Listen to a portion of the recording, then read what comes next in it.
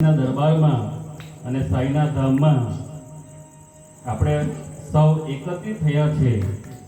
આ અમારો સાઈ પરિવાર અહીં આવ્યો અને અમારા શરણાનંદજી તમને બે વાત કહી કે તમે ઉતારજો। વિષ્ણુ સહસ્ત્રનો પાઠ માટે ચોક્કસ ઘણી બધી વાતો કરી છે। તમે જીવનમાં એનો તમે અનુભવ લેજો, તમને 100% એનું ફળ મળશે, એમાં બે મત નથી। આજે રક્ષાબંધન છે, ભાઈ બહેનનો તહેવાર છે। એના માટે એક વાત છે, બલિરાજા પણ બહુ દાની હતો। એ રાજા હતો, દાનવીર હતો, દાન કરતો, ઉદાર મતે દાન કરતો। અને એ બલિરાજા એ વિષ્ણુ ભગવાનનો પરમ ભક્ત હતો। વિષ્ણુ ભગવાન એકવાર બલિરાજાના ઘરે જાય છે। એનું નગર, બલિરાજાનું નગર ખૂબ સુંદર અને બધા જ લોકો ભક્તિભાવવાળા હતા। તો એકવાર વિષ્ણુ ભગવાન પણ એના ઘરે જાય છે અને એ ઘરે જાય ત્યાંથી એને પાછા એના ઘરે જવાની ઈચ્છા થતી ન હતી। અને એટલું બધું ભવ્ય આ નગર, એટલે એને પણ ત્યાં રહેવાનું મન થઈ જાય અને ઘણો સમય સુધી રહી છે। બીજી બાજુ લક્ષ્મી માતા હવે વિષ્ણુ વગર ત્યાં રહેવાનું પસંદ ન કરતી હતી, એટલા માટે લક્ષ્મીજી પણ આ બલિરાજાના નગરમાં આવે છે અને બલિરાજાને વાત કરે છે।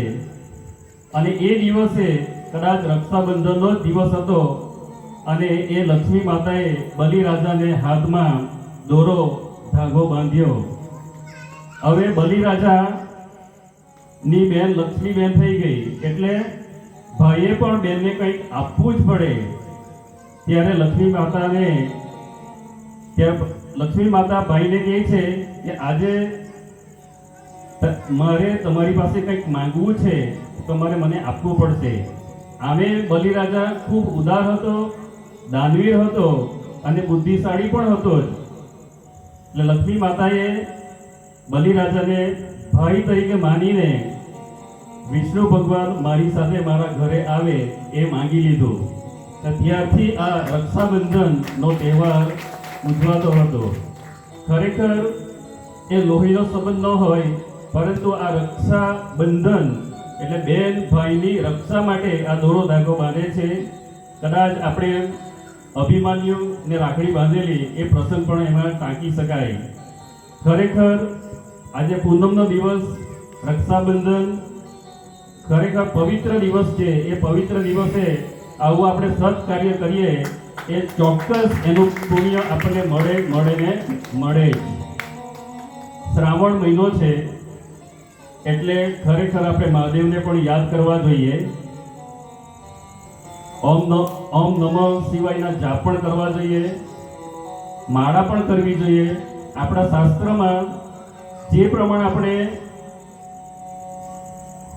એની અંદર જે કરવા કીધું છે, ખરેખર શ્રાવણ મહિનાની અંદર કરવું જોઈએ। બધા મહિના કરતાં શ્રાવણ મહિનો પવિત્ર છે।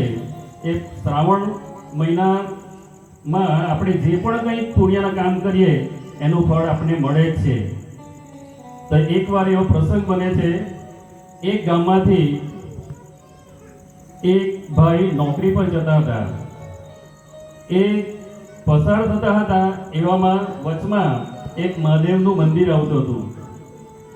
એ મંદિર આવે એટલે એ ભાઈ સામી બાજુ જોતો થઈ જાય અને એ મહાદેવની બાજુ જોતો જ નહીં હોય। થોડે દૂર જાય અને ત્યાં એક વૃદ્ધ માણસ શિવ ભક્ત હતો, એ મહાદેવ શિવલિંગ ઉપર પાણી ચડાવતો હતો, બિલીપત્ર ચડાવતો હતો। એ દૂરથી જઈને જુએ છે, પણ જેમ સામ આવે ત્યારે એ બીજી બાજુ જોઈ છે। આવો નિત્યક્રમ એ માણસનો હતો। એકવાર એવું બને છે કે એને પૂછવાનું મન થઈ ગયું પેલા વૃદ્ધ શિવ ભક્તને કે ભગવાનને તું દરરોજના પાણી ચડાવે છે, બિલીપત્ર ચડાવે છે, તો ભગવાન પાસે તે કંઈ માંગ્યું કે નહીં એને? તો પેલો વૃદ્ધ શિવ ભક્ત એમ કંઈ બોલતો નથી પણ મનમાં ને મનમાં હસે છે, ચાલ જવા દે, તારો પણ કંઈક વારો તો આવશે જ એમ એવું મનમાં કદાચ વિચારી ગયું હશે. આવો નિત્યક્રમ ચાલતો હતો. એ ભાઈ નોકરી પર જાય અને જ્યાં મંદિર આવે ત્યાં સામી બાજુ જોઈને જતો રહે. પણ પ્રસંગ એવો બને છે જ્યાં નોકરી પર ગયો ત્યાં હડતાલ પડી ગઈ. એને છૂટો કરવામાં આવ્યો અને એ ઘરે બેસી ગયો. હવે ઘરે બેસી જાય એટલે તો આપણે ખબર જ બધાને કે હવે શું કરવું. પૈસા આવતા બંધ થઈ ગયા એટલે ઘરે એમના પત્ની એના કહે છે આ આજે ઘટી ગયું, કાલે બીજું ઘટી ગયું, કંઈ ને કંઈ વસ્તુ ઘટી જાય એટલે ઘરમાં વાસણ ખખડે. બીજી બાજુ માતા બીમાર હતા, એની દવા લાવવાની હતી, પૈસા નથી. બીજી બાજુ એના છોકરાઓ ભણતા હતા, ફી ભરવાના પૈસા નથી. એ વિચાર કરે કે મારે હવે શું કરવું જોઈએ. તો એ વ્યક્તિને પછી ભાન થયું અને એ સીધો મંદિરે આવે છે અને શિવલિંગ ઉપર પાણી પણ ચડાવે છે, બીલીપત્ર ચડાવે છે અને ભગવાનને વિનંતી કરે છે, હે ભગવાન, હે શિવ, મેં ઘણું બધું સમય ગુમાવી દીધો છે. અત્યારે મને ખબર પડી છે કે મારી સાથે આ કેમ થયું હશે. અને ત્યાં બાજુમાં બેઠેલો શિવ ભક્ત એને જોઈને એ રડે છે. પછી એ શિવ ભક્ત એને કહે છે કે દીકરા તને શું થયું એમ. ત્યારે એણે બધી વાત કરી. ખરેખર આગળની જે પરિસ્થિતિ હતી એ બધી વાત કરી દીધી એણે કે હું આ મંદિર આવે એટલે હું પેલી બાજુ જોતો હતો તને હસતો હતો કે આ રોજ શિવ ભક્ત શું કરતો હશે. ત્યારે એ શિવ ભક્તે એને કીધું કે તને શું જરૂર પડી છે. તેણે બધું વાત કરી કે મારી નોકરી છૂટી ગઈ, ઘરે ખૂબ તકલીફ છે, પૈસા નથી, હું ખૂબ ગરીબ થઈ ગયો. ત્યારે આ શિવ ભક્ત એને કહે છે દીકરા તું ચિંતા નહીં કર, આ ભગવાન બેઠેલો છે, કંઈ ને કંઈ પરિણામ તો લાવશે જ. તો તારે કામ કરવું છે ને? તો પેલો ભાઈ કે હા, મારે કોઈ પણ કામ હોય તો હું કરીશ. હવે એક દુકાન હતી, એ દુકાનમાં એક જગ્યા ખાલી છે, તારે જવું હોય તો હું તને મોકલી આપું અને ત્યાં તને રાખી લેશે. પેલા ભાઈને ખૂબ જરૂર એટલે એ દુકાનની અંદર માણસ રહી ગયો.